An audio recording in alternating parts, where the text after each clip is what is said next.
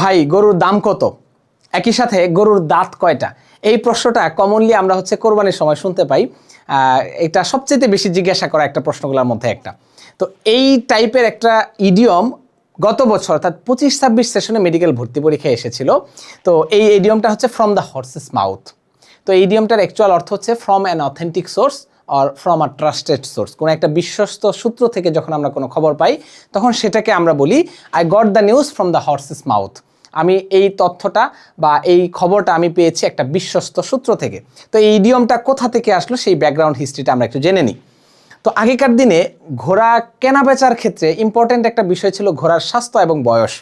তো বিক্রেতা স্বাভাবিকভাবে চিন্তা করবে যে ঘোড়ার বয়স বাড়িয়ে বলে সেটা বিক্রি করে দেওয়ার জন্য। বাট যিনি ক্রেতা তিনি তো চালাক, তিনি চিন্তা করবেন যে ঘোড়ার প্রকৃত বয়স নির্ণয় করার চেষ্টা করবেন। তো সেই ক্ষেত্রে একটা পদ্ধতি ছিল ওই যে ঘোড়ার দাঁত বের করে দাঁত সংখ্যা গুণে সেই অনুপাতে বয়সটা নির্ধারণ করা। তো এই যে ঘোড়ার মুখ থেকে যে একটা বিশ্বস্ত তথ্য বা অথেন্টিক তথ্য বা ট্রাস্টেড একটা তথ্য আমরা পেলাম, সেই ফ্রেজ থেকে এসেছে কি ফ্রম দ্য হর্সেস মাউথ। বিগত বছর মেডিকেল ভর্তি পরীক্ষায় কিন্তু ঠিক এই ইডিয়মটাই এসেছে। তো এইভাবে ইডিয়মটার তথ্য বা ব্যাকগ্রাউন্ড স্টোরি জেনে যখন আমরা একটা ইডিয়ম পড়বো, মেমোরাইজিং পার্ট পড়ার ক্ষেত্রে এগুলো খুবই ইফেক্টিভ একটা পদ্ধতি।